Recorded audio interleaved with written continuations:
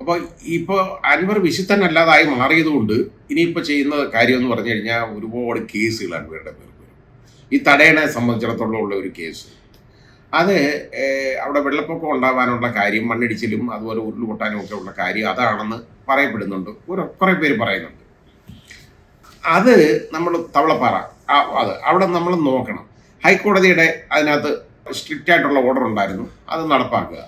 അത് ഇപ്പോൾ പഞ്ചായത്തിനൊന്നും അത് വേണ്ടാതിട്ടിരുന്ന ഒന്നുമില്ല. കാരണം അൻവറിന് നേരെ വിരലുണ്ടാൻ അവർ ഇറങ്ങത്തില്ലായിരുന്നു.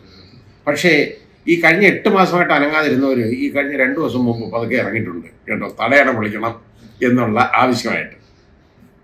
പൊളിക്കേണ്ടതാണെങ്കിൽ പൊളിക്കണം, അത് തെറ്റില്ല, അത് വേറെ കാര്യം. പക്ഷേ ഇപ്പോൾ ഈ ആവശ്യം ഉന്നയിക്കുന്നതിൻ്റെ കാര്യം എന്താണ്? അതുപോലെ തന്നെ ഇപ്പോൾ ഞാൻ പറഞ്ഞില്ലേ, അൻവർ തന്നെ ഏണി ചാരി കൊടുത്തിട്ടുണ്ട് കേസെടുക്കാനായിട്ടുള്ള മാർഗങ്ങൾ. ഫോൺ ചോർത്തി എന്നൊക്കെ പറഞ്ഞു. ഫോണിൽ ഇത് റെക്കോർഡ് ചെയ്യുക എന്ന് പറയുന്നത് ചോർത്തലൊന്നും അല്ല. ഒരു ഫോൺ സംഭാഷണം റെക്കോർഡ് ചെയ്യുന്നു, അത് ഫോൺ ചോർത്തലിൻ്റെ പരിധി വരുത്തില്ല. ഫോൺ ചോർത്തലെന്ന് പറയുന്നത് മറ്റാരുടെയെങ്കിലും ഫോണിൽ, അതായത് ഒരു ഫോണെന്ന് പറയുന്ന ഒരു കമ്പ്യൂട്ടറാണ്. നമ്മുടെ IT ആക്ട് അനുസരിച്ച് നോക്കുമ്പോൾ അതൊരു കമ്പ്യൂട്ടറാണ്, ഇറ്റ്സ് എ കമ്പ്യൂട്ടർ. ആ കമ്പ്യൂട്ടറിൽ അതായത് ഏതിന് മെമ്മറി ഉണ്ടോ അതെല്ലാം കമ്പ്യൂട്ടറാണ്. അപ്പോൾ നമ്മുടെ വാഷിംഗ് മെഷീൻ പോലും കമ്പ്യൂട്ടറാണ്, അതിന് മെമ്മറി ഉണ്ട്. അതുകൊണ്ടാണ് എന്ന് പറഞ്ഞ പോലെ നമ്മുടെ ഫോൺ ഒരു കമ്പ്യൂട്ടറാണ്. അതിലേക്ക് കടന്ന് ഇൻട്രൂഡ് ചെയ്തിട്ട് അതിൽ കടന്നു കയറി അതിലെ വിവരങ്ങൾ ചോർത്തിയെടുക്കുക എന്ന് പറയുന്നത് ഫോൺ ചോർത്തലാവും. അതിലെ വിവരങ്ങളെന്ന് പറയുന്നത് അതിൽ റെക്കോർഡ് ചെയ്തേക്കുന്ന വിവരങ്ങളല്ല, അവർ ഇപ്പോൾ സംഭാഷണം അതിനിടയിൽ കയറിയിട്ട് അത് ചോർത്തിയെടുക്കുക. അപ്പോൾ ഒരാളെ വിളിക്കുന്നു, എന്നെ വിളിക്കുന്ന ഫോൺ ഞാൻ റെക്കോർഡ് ചെയ്ത് കഴിഞ്ഞാൽ ഒരുപാട് ഫോണിലും റെക്കോർഡിങ്ങിനുള്ള അവസരം ഇപ്പോൾ ഉണ്ട്. അപ്പോൾ റെക്കോർഡ് ചെയ്തെടുത്താൽ കഴിഞ്ഞാൽ അത് ഒഫൻസ് ഒന്നും അല്ല, അത് ഫോൺ ചോർത്തലല്ല ആവുന്നത്. ഇനി അദ്ദേഹത്തിന് പേര് ചിലപ്പോൾ മാറിപ്പോയതായിരിക്കും ഫോൺ ചോർത്തൽ എന്ന് പറഞ്ഞത്. അതല്ല ചോർത്തിയിട്ടുണ്ടെങ്കിൽ അത് ഗുരുതരമായ കുറ്റകൃത്യമാണ്, അതിന് സംശയമില്ല. ഇപ്പം അതിന് കേസ് വരും. കാരണം ഇപ്പോൾ ഒരാൾ കേസ് അങ്ങോട്ട് കൊണ്ട് കൊടുത്തിട്ടുണ്ട് കേട്ടോ, 23 ദിവസം മുമ്പ് കൊടുത്ത കംപ്ലൈൻ്റാണ്. അനങ്ങാതായിട്ട് കോൾഡ് സ്റ്റോറേജിൽ DGP എടുത്ത് വെച്ചിരുന്നതാണ് കേട്ടോ. ഇപ്പം അത് പൊട്ടി തട്ടി എടുത്തിട്ട് ആ കംപ്ലൈൻറ്റ് എടുത്ത് കേസ് രജിസ്റ്റർ ചെയ്യുന്നു. ഇനി ഇതുപോലെ ചില്ലറ കേസുകളൊന്നും അല്ല അൻവർ നേരിടേണ്ടി വരുന്നത്. കാരണം ആഭ്യന്തര വകുപ്പിനെ ഒരുപാട് അൻവർ കുറ്റം പറഞ്ഞിട്ടുണ്ട്. ആഭ്യന്തര വകുപ്പിനെതിരെയാണ് ഒരുപാട് ആരോപണങ്ങളുള്ള അൻവർ പറഞ്ഞേക്കുന്നത്. ഈ പറഞ്ഞത് കാരണം അൻവറെ പെടുത്താനുള്ള എല്ലാ മാർഗങ്ങളും നോക്കും, അല്ലാതെ അൻവറുടെ വായടയ്ക്കാൻ ഒരു മാർഗവും കാണുന്നില്ല. ഇനി അതുകൊണ്ടും അൻവർ അടങ്ങുമെന്ന് ഞാൻ വിശ്വസിക്കുന്നില്ല. അൻവർ പറഞ്ഞേക്കുന്നത് ജയിലിട്ടു എന്ന് പറഞ്ഞ് ജയിലിൽ പോയി കിടക്കും. പക്ഷേ അൻവർ ജയിലിൽ കിടക്കാൻ പോയി കഴിഞ്ഞാലുള്ള കുഴപ്പം എന്താണെന്നറിയോ? ഇപ്പോൾ ഉള്ളതിൻ്റെ 4 ഇരട്ടി ശക്തിയായിരിക്കും തിരിച്ചിറങ്ങി വരുന്ന അൻവർക്ക്. അത് ഇവരൊന്ന് തിരിച്ചറിയണം, വിട്ടുതരം ഇവർ മനസ്സിലാക്കണം.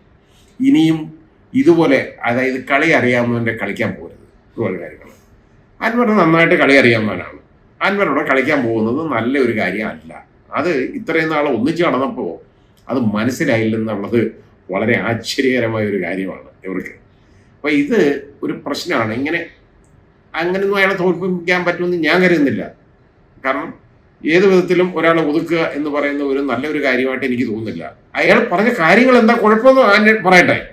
ഇപ്പോഴും ഉണ്ടല്ലോ അയാൾ വളരെ സംയമനം പാലിക്കുന്നില്ലേ? മാർക്സിസ്റ്റ് പാർട്ടിക്കെതിരെ അയാൾ എന്തെങ്കിലും പറയുന്നുണ്ട്? ഒന്നുമില്ല. അയാൾ മുഖ്യമന്ത്രിക്കെതിരെ പോലും പേരെടുത്ത് ബാക്കിയുള്ള കാര്യങ്ങൾ പറയുന്നില്ല.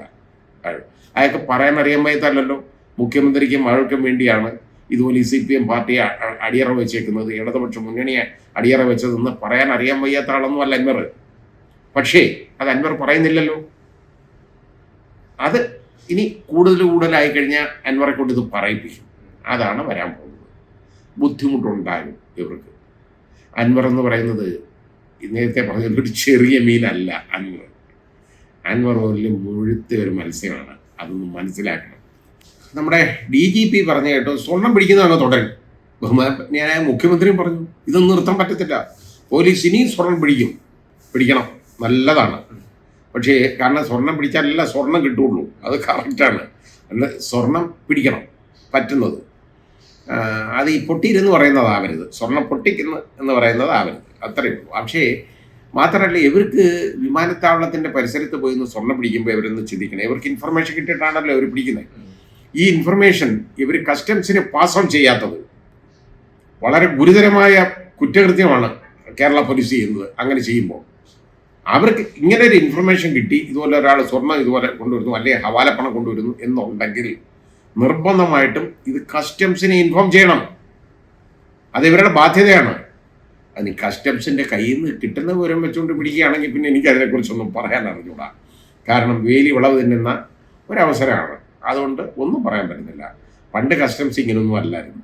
ഇപ്പം കസ്റ്റംസിന് ഇതിപ്പോൾ അത്രത്തോളം അത്യാധുനികമായ സ്കാനർ മെഷീൻസ് ഒക്കെ ഉള്ളതാണ് കരിപ്പൂർ എയർപോർട്ട്, ധാരാളമുണ്ട്. അപ്പോൾ അതിനകത്ത് ഒരു തരി സ്വർണം കൊണ്ടുവന്നാലും അതിലറിയാൻ പറ്റും. അവരറിഞ്ഞിട്ടേ ഇത് വെളിയിലോട്ട് പോവുള്ളൂ. അപ്പോൾ കസ്റ്റംസ് അത് പിടിക്കുന്നില്ല, നേരെ അത് ഇനി പോലീസ് അങ്ങ് പിടിച്ചോട്ടെ എന്ന് വിചാരിച്ച് അവർക്ക് കൊടുക്കുമ്പോൾ അതിനകത്ത് പല നീക്കുപോക്കുകളുണ്ട്. അപ്പോൾ ഈ കസ്റ്റംസിന് നമുക്ക് ഇൻഫർമേഷൻ ഈ കേരള പോലീസ് കൊടുക്കട്ടെ. കേരള പോലീസിന് ഈ പിടിക്കുന്ന സ്വർണത്തിൻ്റെ 20% കിട്ടും, അത് ഉറപ്പാണ്. അത് സെൻട്രൽ ഗവൺമെൻറ് കസ്റ്റംസ് തന്നെ കൊടുക്കണ്ടേ, 20% കിട്ടും. അത് നല്ലതല്ലേ? അപ്പം അതിന് ഇത് കസ്റ്റംസിലോട്ട് റിപ്പോർട്ട് ചെയ്തിട്ട് അത് കസ്റ്റംസിനെ അങ്ങ് ഏൽപ്പിക്കല്ലേ ചെയ്യേണ്ടത്. ഈ സ്വർണ്ണം ഈ പേരുദോഷം ഉണ്ടാക്കാൻ പോകേണ്ട കാര്യം എന്താ? എന്നിട്ട് അത് പറഞ്ഞേക്കുക ഇവിടുന്ന് പിടിച്ചു ഭയങ്കര പിടിപ്പാണ് നടക്കുന്നത് എന്ന് പറയുന്നു. ഏതായാലും DGP ഒക്കെ ഇത് അറിയാൻ വയ്യാതെ ഇങ്ങനെയൊക്കെയുള്ള പ്രസ്താവനകൾ നടത്തുന്നത് വളരെ ഖേദകരമായ ഒരു കാര്യമാണ്. ബഹുമാന്യനായ മുഖ്യമന്ത്രിയും ഇതിൽ നിന്നൊക്കെ ഒഴിഞ്ഞു നിൽക്കണം. കാരണം സ്വർണം പിടിക്കുന്നത് വലിയ കാര്യമാണെന്ന് പറഞ്ഞു കൊടുക്കുന്നു. ഈ സ്വർണത്തിൽ തൊടുന്നവരെല്ലാം, അതായത് ഇപ്പം ശർക്കര കൊടുത്തി കൈയിട്ടാൽ നക്കാത്തോടുണ്ടോ എന്നൊന്നും വിചാരിച്ചാൽ മതി. അത് ഈ സ്വർണത്തിൽ തൊടുന്നവരെല്ലാം കള്ളന്മാരായിട്ട് മാറും പലപ്പോഴും.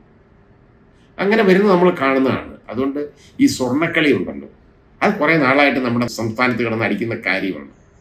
അതങ്ങ് നിർത്തണം, അത് വേണ്ട. ഈ വിവരം ഉണ്ടെങ്കിൽ നിർബന്ധമായിട്ട് കസ്റ്റംസിനെ ഇൻഫോം ചെയ്യണം. ഇവരെ പിടിച്ച് കസ്റ്റംസിനെ അന്നേരമേ കൈമാറണം.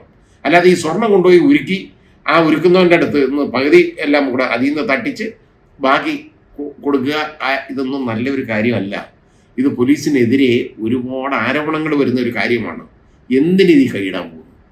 കസ്റ്റംസിനെ ഏൽപ്പിച്ചേക്ക്, രേഖാമൂലം കസ്റ്റംസിനെ ഏൽപ്പിച്ചാൽ 20% കമ്മീഷൻ ഇവിടുന്ന് കിട്ടും. അത് മാത്രമല്ല, ഈ നമ്മുടെ നാടിന് ഈ സ്വർണം മുതൽക്കൂട്ടായി മാറുകയും ചെയ്യും. അതല്ലേ വേണ്ടത്.